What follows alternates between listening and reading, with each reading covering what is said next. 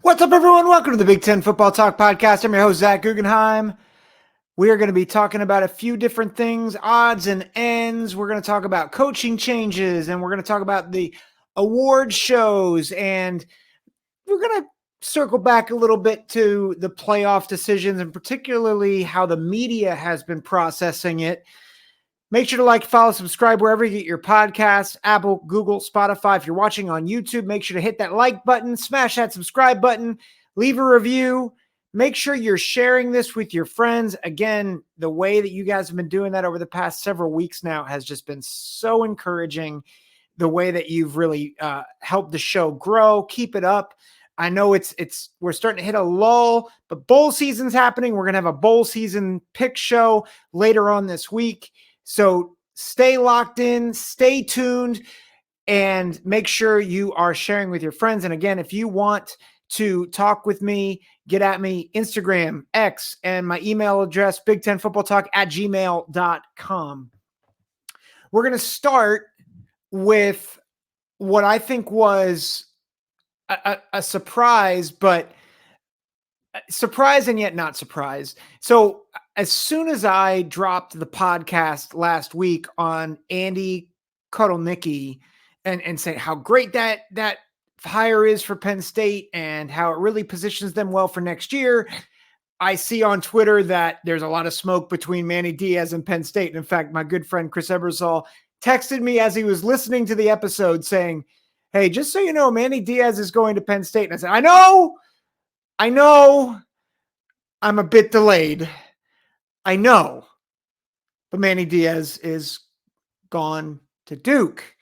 And so he is the new Duke head coach. I think it was between him and actually Jim Knowles was another name. Jim Knowles, of course, has a history at Duke, was the defensive coordinator there for a while before he went to Oklahoma State. When this happened, when I started seeing the smoke, the two things that crossed my mind were Manny Diaz probably was a 2 to 3 year guy as a coordinator because of how talented he is as a coordinator. So that I'm not surprised that he moved on as quickly as he did. He's a hot, a hot name, right? He's fairly young. He's 49, right? So not like a Lane Kiffin, I think Lane Kiffin's now close to 50 now too, but like back in the day, you thought of the hot young coaches like Steve Sarkisian and Lane Kiffin and Ryan Day and Lincoln Riley and all those boys. He's not what he once was, right? He was a hot hire when Miami got him, a hot young coach in terms of that. He's not that, but like he was still a big name where you're like, he's head coach potential, head coach, he's in that mold. So I was not surprised that he left. I am shocked that he left for this job. Because Duke, as good as Duke has been, like Duke has been really good for Duke over the past several years, right? Like they were ranked in the top 25 earlier this year. Had a couple of really high profile games. They had College Game Day on their campus this past year when they faced Notre Dame. But it's an ACC school, which we already know the ACC is not pulling a ton of weight with the CFP right now. They're not a big name in the ACC. You think about their school prestige for football. Like, I don't think Duke has ever won the ACC in football. I don't know much about Duke football. So forgive me if I'm ignorant on this. I'll fact check myself later. But there's just not, there's not a lot of cachet here. And it's a difficult job in the sense that you have academic standards, right? Granted, Penn State is a really good school. It's not Duke. It's not in the mold of a Duke or a Northwestern or a Stanford. And Manny Diaz has never been at a school like this. Like if you look at his coaching career, Florida State, NC State, Middle Tennessee, Tulsa, Louisiana Tech, Mississippi State, Miami for several years, and then Penn State. Not one of those screams academic elite. No offense to Penn State, because I know y'all are excited about being a higher standard, but like they're not Duke, and you're not going to have to deal with academic standards like at Duke. So I don't quite understand this move for Manny Diaz. I'm shocked by it. Shocked by it. So what does this mean for Penn State? I don't know who they're going to look for. I think it's a bit disconcerting because the defense has been your calling card for the past couple of years. You get somebody to address your offense, and I think if Diaz stays, you're like, Penn State really could be in the driver's seat next year, because Michigan's is going to take a step back. Like they're losing, I think 40, 45 seniors. I mean, it's a senior laden team. And so they're most likely going to be down. Ohio State, you don't know what's going to happen with them. And then all of your schools that are coming in from the Pac-12, Oregon and Washington are losing a lot of key pieces. USC, they got rid of their defensive coordinator, but they have not been good the past couple of years defensively. So you have a lot of question marks there. I think UCLA is a middle of the pack team. Like Penn State, and I said this, that the past 2 years, this is a 2-year window for Penn State, I think, to get to that elite level of the conference. For Diaz to leave for this job, it's just wild, man. And I think this leaves they need to get the right guy for this, because I think as good as I think Kotelnicki will be for Penn State, you still have a lot of development. You've got to find a wide receiver. You've got to make sure your line can do a better job blocking. You've got to get the confidence of your running backs back after, Singleton and Katron Allen struggling a bit. The defense was your rock, and now all of a sudden your head man for that defense is gone. That's a big deal. It's a big deal for them, especially if they want to make the move from really good to elite in the Big Ten. And so I feel bad. It's a blow for Penn State, but I'll be honest, I'm kind of shocked that Manny Diaz pulled the trigger on this, because I think if he stays at Penn State, you have the potential for a special year. But I think with him gone, it really opens the door. So it's tough. I don't see it working. I mean, if you just look at Manny Diaz's resume, he was okay at Miami. He wasn't great, but he was okay. 6-7, 8-3 during the COVID year, 7-5, and then he was fired. Not bad, right? Certainly not as good as Miami wants, but not bad. But you can recruit at Miami. It's hard to recruit at Duke, right? They just lost Riley Leonard to the transfer portal. So it's going to be hard to keep guys. And also, it's going to be tough to win in the ACC and out-recruit in the ACC. You got to deal with Florida State. You got to deal with Clemson. You got to deal with Miami, right? So I'll be honest, I don't think he's Mike Elko. So to me, I think Diaz is missing an opportunity for a potentially great season with Penn State next year. So I wish the best of luck to him, but I don't think it's a good move. I think it's actually a pretty bad move for him, and I think it leaves Penn State in the lurch. Not that he owes Penn State anything, but I think it leaves them in the lurch, and I think it's a bad move, quite honestly. Other coaching news, Joe Rossi going from Minnesota to Michigan State. Really surprising move. Joe Rossi is the defensive coordinator. He's been the defensive coordinator since 2018. He was the interim that season, and then has been there ever since. So he's 5 years. And if you look at Minnesota, it's been their defense for the most part that has been the stronger part of their team. They've been very good, produced a lot of good defensive players. Tyler Nubin, one of the best defensive backs in the country.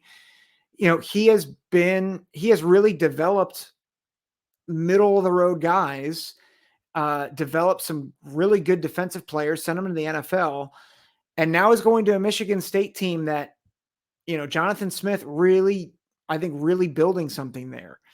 What does it say about Minnesota that they lose him to Michigan State?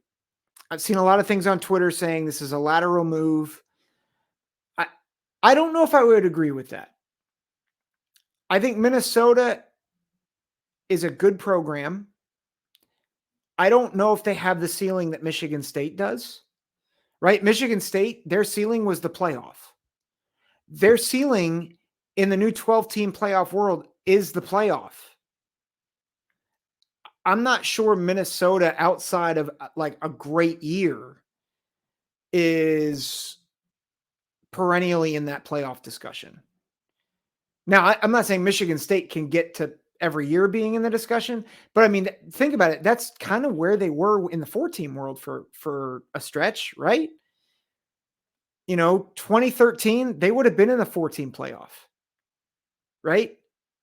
They got to the Rose Bowl. They beat, they ended number 3. They may not have actually made the playoff that year.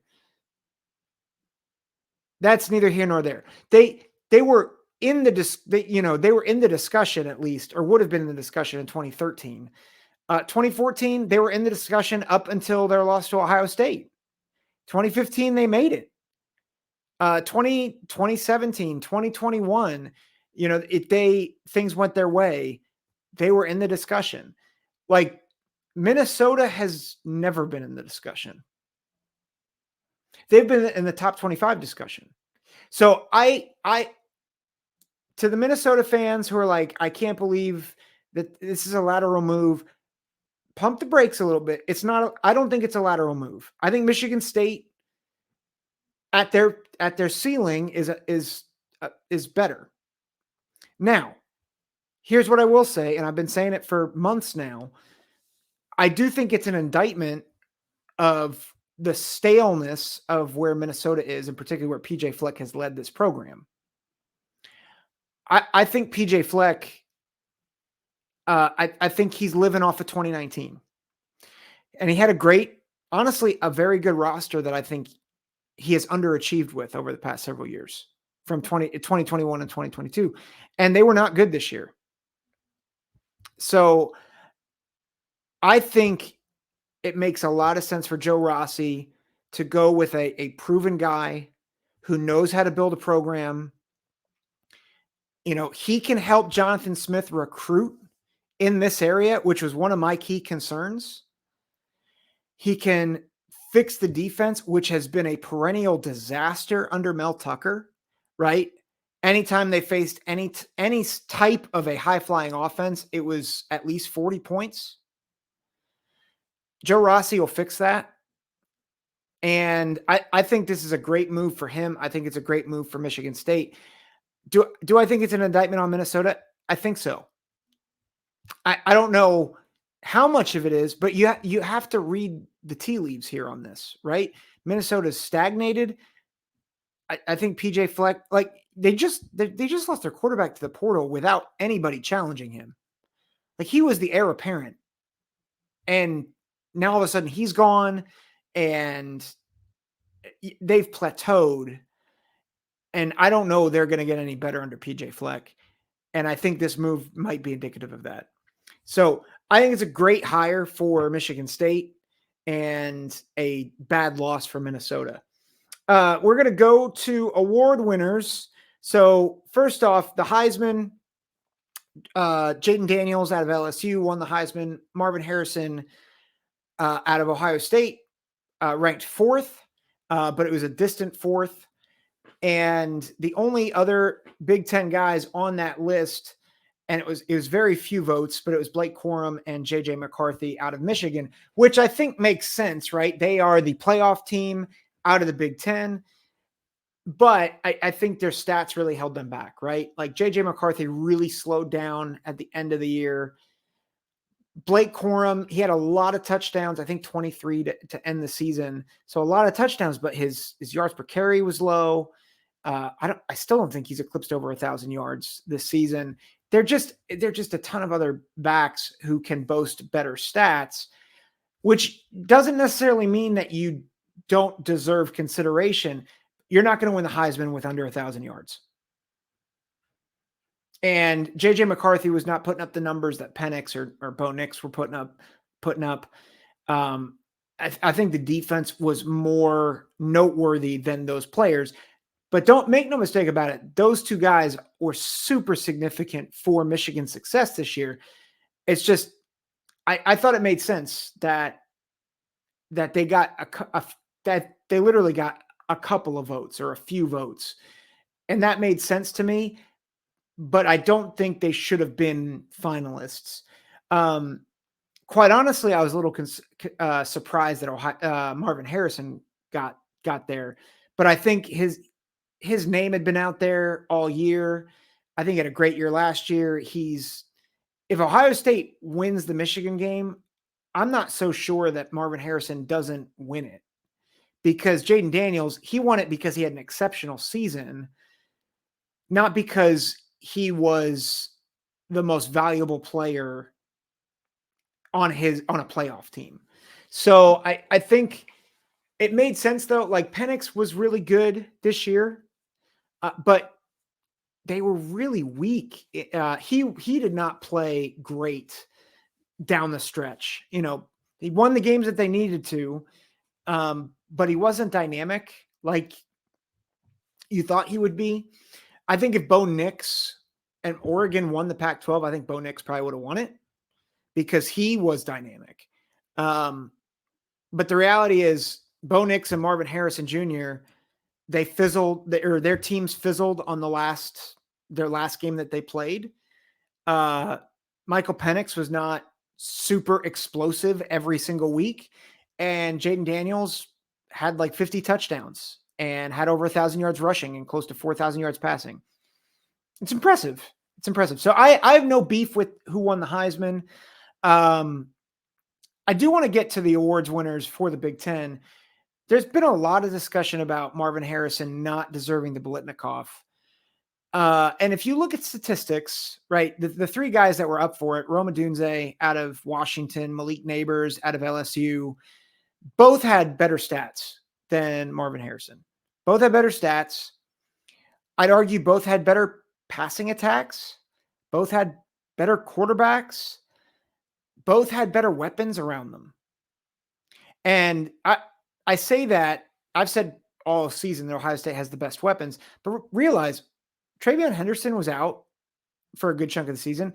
Emeka Egbuka was out for like, I think a quarter or 4 weeks out of the season. And he did not look himself until, quite honestly, the Michigan game. And even then he still looked a bit rusty.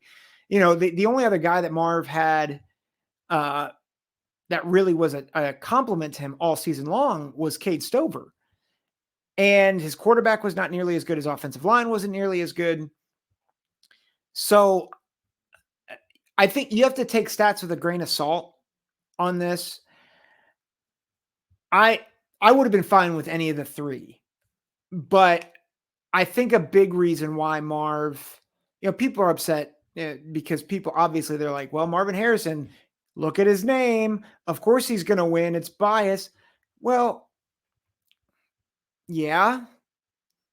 And it's not just because he's the son of Marvin Harrison. It's just, he's been a name in college football for the past 2 years. And he should have won the Biletnikoff last year, but Jalen Hyatt won it. And that was ridiculous because Jalen Hyatt was not the best. He might not have even been the best receiver on his own team. But the part of the reason is Ohio State's main guy they were promoting was not Marvin Harrison. It was CJ Stroud. CJ Stroud was distributing that ball to everybody. And so Marv did not win it last year because of all these different reasons. And so the biggest reason why I think he won it this year is because he had a really good season with a good but not great quarterback, a good but not great offense, and he was the best player on the team. And in a lot of ways led them to victories and got, put up a lot of stats, not to the same degree as Neighbors and Dunze. But I think this question of, well, it's only because of his name. I don't think it's because of his name. I think it's because his name has been out there, right? His name has been out there for 2 years, and we've been talking about him as the best receiver in college football. He's going to be the top receiver taken in the NFL draft. I think all those things matter. And if your stats are anywhere close, you're going to go with the guy who's who's has all that buzz. And granted, he won by 1 vote. I think it was between him and Neighbors. It was a 1 vote difference. So that 1 vote determined that Harrison won the Biletnikoff, which I have no problem with. I thought there were times where he was easily the best player in the country. I thought there were times where he was, I thought, not playing up to his potential. But congratulations to Marvin Harrison, because I think when you stack up these receivers in the NFL draft, he is going to be the best receiver taken. He's going to be the first receiver taken. He might be the number 1 overall pick. He might not be, right? It's tough to take a receiver number 1, but you listen to how scouts are talking about him. You listen to how opposing coaches talk about him, and you realize just how special he is. He's the best receiver I've seen in college since Calvin Johnson, right? And it's because of his catch radius, his size, his speed, the change of direction. He can move he can be in the slot, he can be on the outside. So I thought he was well deserved. It was well deserved. Tory Taylor is the best punter in the country, Ray Guy Award winner.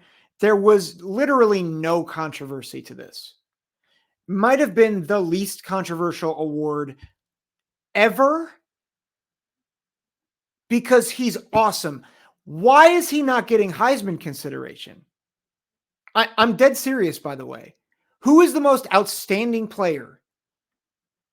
Like Tory Taylor might be the difference between 10 wins and 5 for Iowa. The dude's a weapon. He's awesome. Ray Guy Award winner. I have no problem with it. Super talent as a punter. I hope he has a long, long career in the NFL. As Jim Tressel used to say, punt, most important play in football. Congrats to Tory Taylor. Big, big accomplishment to get the Ray Guy Award. And I seriously should have had a Heisman consideration.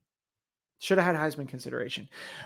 Phil Parker, Broyles Award winner, defensive coordinator for Iowa. Also well-deserved.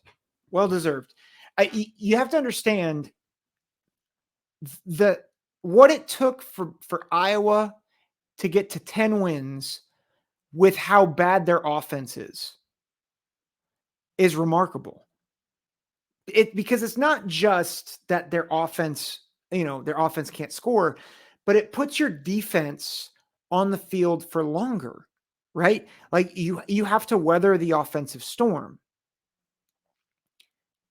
And the fact that they were able to do that, and listen, you can criticize the Big Ten West all you want. Like the Big Ten West struggled this year.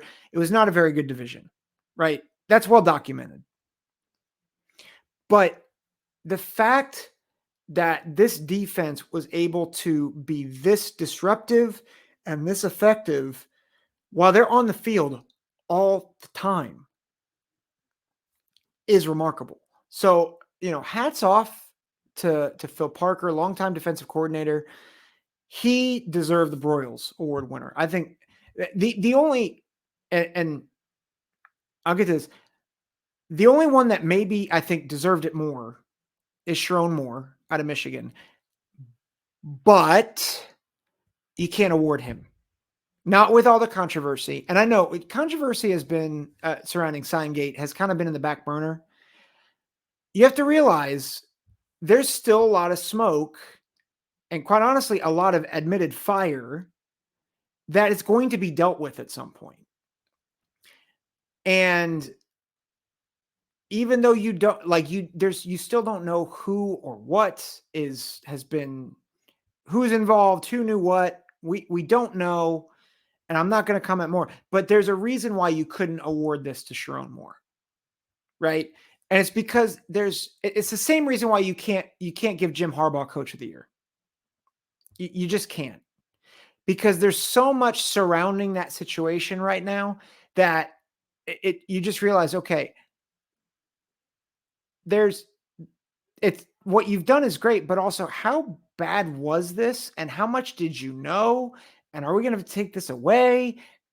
So Michigan fans, I understand if you're upset. You're like, how could you not give this to Sharon Moore? In any other year, in any other circumstance or any other situation, slam dunk Broyles Award winner. But that stuff matters. So I have no issue with Phil Parker winning this thing. It was awesome. Good for him. Good for Iowa. Iowa has year in and year out, they do a great job of staying in it, trying to get 10 wins. I have issues with Brian Ferentz and how they handled that whole thing, but I digress. I want to talk a little bit about, I'm going to wrap up with some thoughts back to the playoff. You guys did not disappoint in some of your comments and thoughts. I'm going to read a few of them here. Sean on Spotify, he said ESPN has control of the playoff this year. They have leverage on the committee. ESPN is ticked at the ACC for joining the alliance and blocking ESPN from the 12-team playoff and pushing it to the market. ESPN sticking it to the ACC. Nick R. Bush on Spotify, love you for doing the right thing today and blasting the CFP committee. Thank you. I'm going to keep doing it. I still can't believe what we witnessed yesterday. We should be calling for a full investigation of the ESPN-SEC relationship. Jeffrey Popard, I hope I'm saying your name right, said they should have just told everyone at the beginning of the season that the SEC champion is in no matter what, and there are 3 spots for everyone else, LOL. So I appreciate you guys responding. I also had a poll on Spotify about, did the committee get it right? The options were no, FSU should be in, or yes, Bama and Texas are better. 90% said that no, FSU should be in.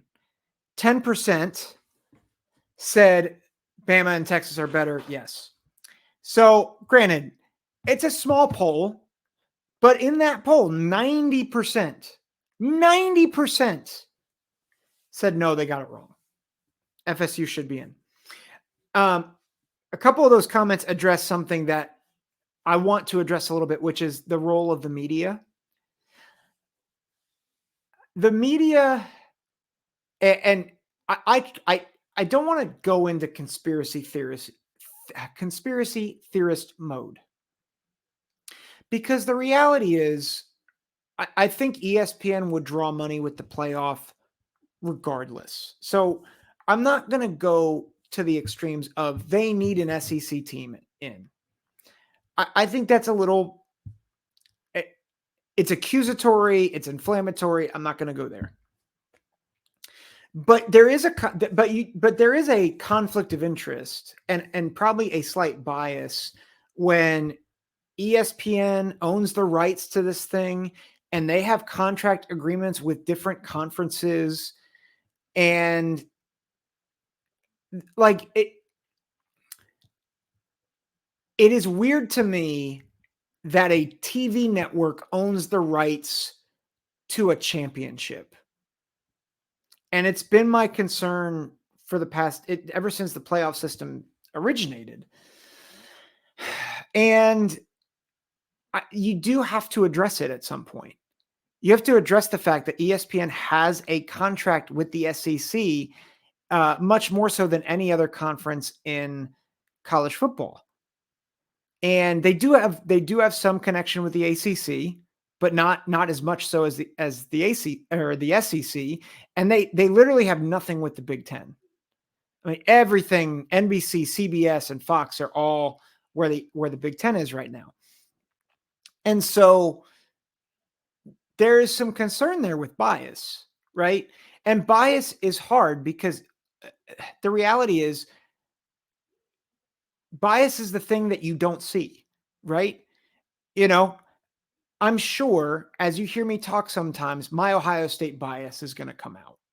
And you can be, oh, he's got his rose-colored glasses on. I try to take them off for this show. I really do. But there are probably moments where it's like, he seems to really love Ohio State. My guess is during the Marvin Harrison segment, you thought, oh, he's being an Ohio State homer right now. There's a reality, right? We have biases that we need other people to help us uncover or to take out of our analysis. And I think ESPN for several years has been like, oh, we don't have SEC bias. We don't have SEC bias. There's nothing to see here. There's no man under the curtain. It's like, guys, you know what would be just helpful? If we could just say, hey, can we just have some self-reflection? We cover the SEC more than most. We're experts in the SEC more than most. We don't know as much about these other teams. And so we have ideas about what we think about the SEC, but you know what? We'll try to be as objective as possible, but that's never what they do. It's never what they do. They're like, well, we know because we're ESPN, yada, yada, yada, blah. Here's Desmond Howard, who knows nothing, and is going to spout off some stuff for 5 minutes. And here's Pat McAfee, who I actually like, by the way. And he's going to jump into a river and a lake and be shirtless for half the segment, right? What is this? This is stupid. And so ESPN, and it's not just ESPN, but ESPN, they constantly say things and are just incredibly self-righteous about themselves. And I think that's what's maddening. It's like, we don't have any bias. No, not at all. It's like, of course you do. Like, you're going to be as professional as you can, right? I trust that, except maybe Desmond Howard.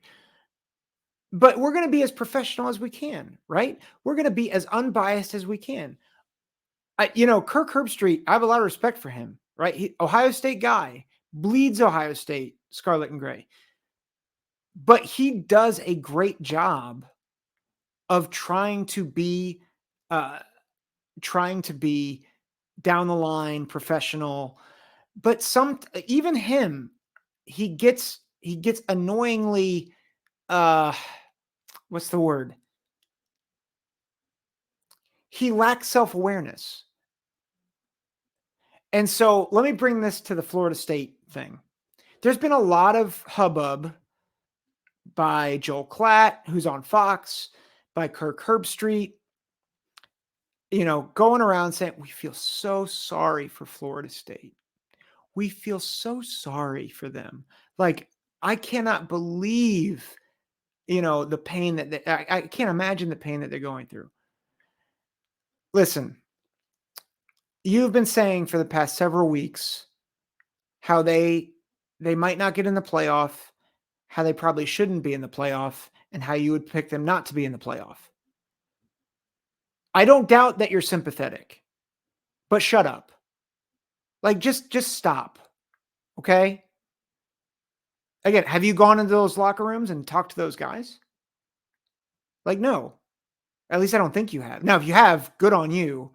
But, to Joel Klatt, and I respect the crap out of Joel Klatt. I think he's one of the best commentators. I think he's level-headed. He's reasonable. Everybody gets crap, right? Everybody thinks somebody's biased, right? And we are. But I think he is as professional as they come. I think Kirk is most of the time as professional as they come. And this job, like to cover this sport is freaking hard because it's always changing and it's the most subjective. And you have all these teams, all these players. Like I've been doing this part-time for 3 years and it's freaking hard, man. And so they have an impossible job. But this is one of those times, and I'm speaking even just from, my role in ministry. There are times that you need to speak up and times that you need to shut up. The time to shut up was when they were asked about Florida State and should they be in the playoff or not. You want to know why? Because especially with Kirk, their thoughts influence the committee, whether they realize it or not. I know Kirk and others want to say, well, we don't influence anyone. Your network freaking owns the playoff. Of course it influences them. Right? You actually think that a room of 12 people with only 3 of them being coaches aren't going to be influenced by talking heads? Are you nuts? Like, what are you thinking? Like, of course they're going to be influenced by you. You're the voice of ESPN, man. The voice of college football. Yeah, they're going to listen to you. Yes, you're going to have influence. So zip it. Like, don't campaign on TV. Right? Like, I believe Kirk even said at one point before the Jordan Travis injury, he didn't think Florida State deserved to be in even if they were undefeated. Maybe I got that wrong, but I'm just saying, like, swallow your words. And also, if you're going to speak up, don't say, I feel so sad for them. No, speak up and say the system needs to change. The system needs to change. Listen, and this is a lot of people have come out and said, well, the system got it right. And what they're saying is they got in their minds, the best teams in, which I've said from the beginning of this system, that this system was set up to screw somebody over that deserved to be in. And so we shouldn't be surprised, right? Because it's not set up in an objective way. If you look at the criteria, as I've had time to kind of simmer down a little bit and think, if you actually look at the criteria of this, they got it right from their criteria, which to me, and this has been my take since 2014, is that this system was set up to fail us. It's going to fail us in the 12-team model until they get to more objective measures. Why? Because it's still coming down to who do you think is best? And that's a terrible system because it's subjective. Right? In the 12-team system, Florida State would not get a bye. They would be the number 5 team. And it'd lessen the blow a little bit because they're in the playoff, but you're still giving an advantage to Alabama, who looks better but the reality is this system, until you get to a place in college football where you can have an objective win-loss entrance, right? Like your win-loss record is what determines who gets in. You're never going to have a system that won't screw people over. You're never going to have a system where you know how it fully operates until you remove the human element and honestly the computer element, right? But we're not at the place where we can do that yet because of how jumbled up college football is, right? Because let's be honest, the SEC, as much as we all disdain the SEC, it has been by and large the best conference in college football, and it's stronger than any. There was a season where the Big Ten was awful, right? And the Big Ten champion was just a punching bag. Now they're better now, although I think they're pretty mid this year. But the reality is, college football is a weird sport in that you have these group of 5 conferences, and then you have these Power 5 conferences, Power 4 now that the Pac-12 has dead, rest in peace. But they're different, and like you have to account for that. And so I understand why this is the direction that they've gone with the system. But this out of everything should show you once again that this is wrong. Right? Because it's nullifying anything and everything Florida State did, and it's saying, "Hey, your games did not matter."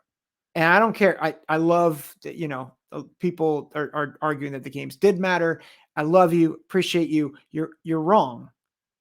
At least you're right in this sense. They mattered based on how the games played out. But you're wrong in the fact that the actual result of the games did not matter.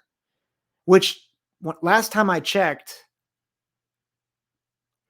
a win was supposed to matter. Losses were supposed to matter. And so that'll do it for the Big Ten Football Talk podcast. Again, like, follow, subscribe, leave a review, share this with your friends. Appreciate you all. Love you all. We'll be back Thursday morning with bowl picks. I'm hoping to get a guest. We'll see what we can do, but love you all. Take care. God bless.